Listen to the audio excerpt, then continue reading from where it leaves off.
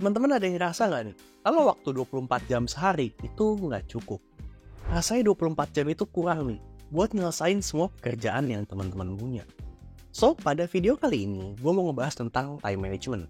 Dan hopefully, setelah nonton video ini, teman-teman jadi bisa ngatur waktu lebih baik. Serasa punya 48 jam sehari. Oke, kita langsung aja masuk ke caranya. Pertama, teman-teman harus verifikasi dulu nih. Gimana sih rutinitas keseharian teman-teman semua? Apa iya beneran nggak punya 24 jam? Apa iya?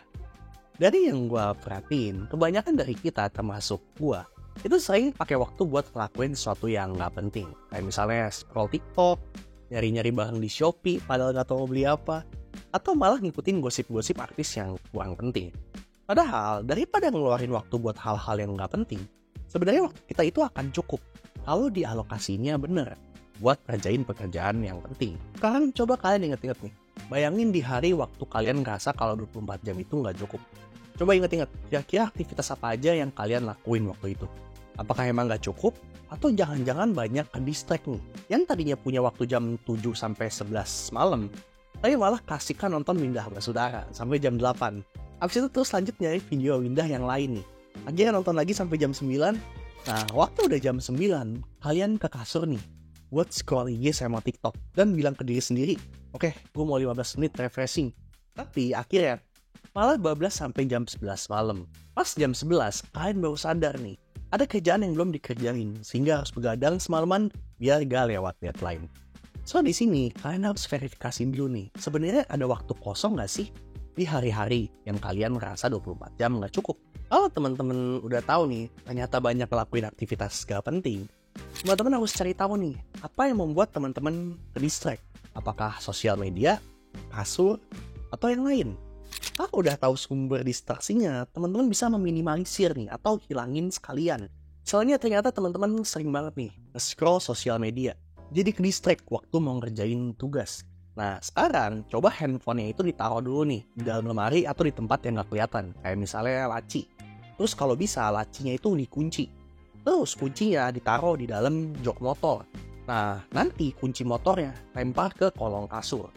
Dengan ngilangin distraksi kayak gini, teman-teman jadi bisa lebih fokus nih, dan gak buang-buang waktu ke aktivitas-aktivitas yang gak penting, kayak misalnya scroll tadi. 3. Buat prioritas. Teman-teman di sini harus sadar nih, kalau waktu itu ada di tangan kalian. Benar-benar kalian sendiri yang ngatur. Jadi di sini, kalau teman-teman bilang mau olahraga tiap pagi, tapi nggak bangun, itu artinya olahraga belum jadi prioritas teman-teman.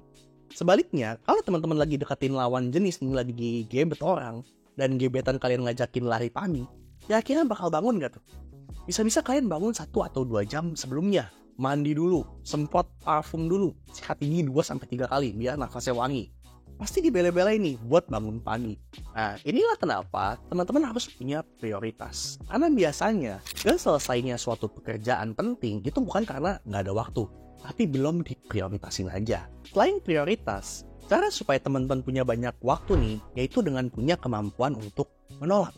Misalnya, teman-teman yang lagi kuliah nih, punya PR buat bikin makalah dikumpulin hari Senin. Dan udah punya rencana buat ngerjain di hari Minggu. Tapi di satu sisi, teman-teman kalian tuh ngajakin hangout nih, ngajakin nginep ke puncak di hari Sabtu sampai Minggu. Alhasil pas hari Minggu malam pas baru pulang ke kosan, itu kondisi badan teman-teman tuh udah capek. Ngerjain PR jadi udah gak fokus. Dan akhirnya ngeluh nih, kok waktu gue kayak cepet banget ya habisnya. Jadi di sini penting banget buat punya kemampuan untuk menolak. Selanjutnya ada aturan 5 menit. Kalau kita lihat alat elektronik, kayak misalnya itu AC. AC ini butuh listrik yang besar banget nih di awal buat ngidupin mesinnya. Dan setelah beberapa lama nyala, konsumsi listriknya itu akan berkurang. Nah, fenomena ini sama kayak manusia nih, terutama kalau mau memulai aktivitas yang membutuhkan fokus. Kayak misalnya itu belajar, atau mau mulai bikin konten. Gue jadi curhat nih, AC susah banget nih buat ngeluarin buku atau ngeluarin tripod. Buat ngatasin hal ini, gue mau kenalin nih aturan 5 menit. Di sini kalian bilang ke otak kalian, cuma mau lakuin selama 5 menit aja. Misalnya, kalian mau baca buku nih, bilang ke otak kalian, gue cuma mau baca buku selama 5 menit. Habis itu udah.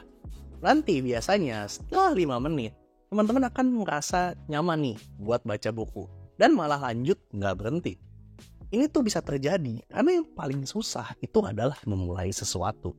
Nanti kalau udah dimulai, kedepannya tuh akan jadi lebih mudah buat memaintain. Kalau dianalogiin sama hubungan nih, yang paling susah itu tahap PDKT nih. Kita harus ngebaca lawan jenis kita. Tapi kalau udah dapetin dia, biasanya memaintainnya tuh gak sesusah waktu kita lagi ngejar. Akhirnya ada Parkinson Law. Kayaknya gue udah sering bahas ya tentang Parkinson Law ini. Atau segala aktivitas akan mengikuti waktu yang diberikan. Biasanya kita sering dengar nih istilah the power of kepepet. Atau kalau belum deadline, belum dikerjain. Kayak misalnya, teman-teman mau bikin konten nih, konten a day in my life. BTW ini based on true story gue juga ya. Kalau dijadwalin buat bikin kontennya upload 3 bulan lagi, ya kontennya akan selesai dalam waktu 3 bulan. Tapi kalau misal ditargetin dalam 1 minggu selesai, ya 1 minggu juga bisa selesai. Jadi di sini penting banget buat kita itu setting deadline. Yang nggak terlalu lama, jadi nggak buang-buang waktu. Gue mau pakai contoh lain nih. Kalau misalnya mau bikin CV dalam 1 bulan, itu yang ada 1 hari tuh bikin 1 kalimat doang. Habis itu nonton live-nya Bang Windah nih 1 jam. Besoknya 1 kalimat lagi. Terus lanjut nonton live-nya Bang Windah lagi. Tapi kalau dijadwalin misalnya 1 hari, oke, di hari Kamis gue gak ada kuliah, hari ini gue kosong, gue mau fokus bikin CV seharian. Yang ada CV kalian juga bisa selesai dalam waktu 1 hari. Oke teman-teman, jadi tadi ada 6 ya cara yang bisa dilakuin supaya kalian akan merasa waktu yang dimiliki itu lebih banyak.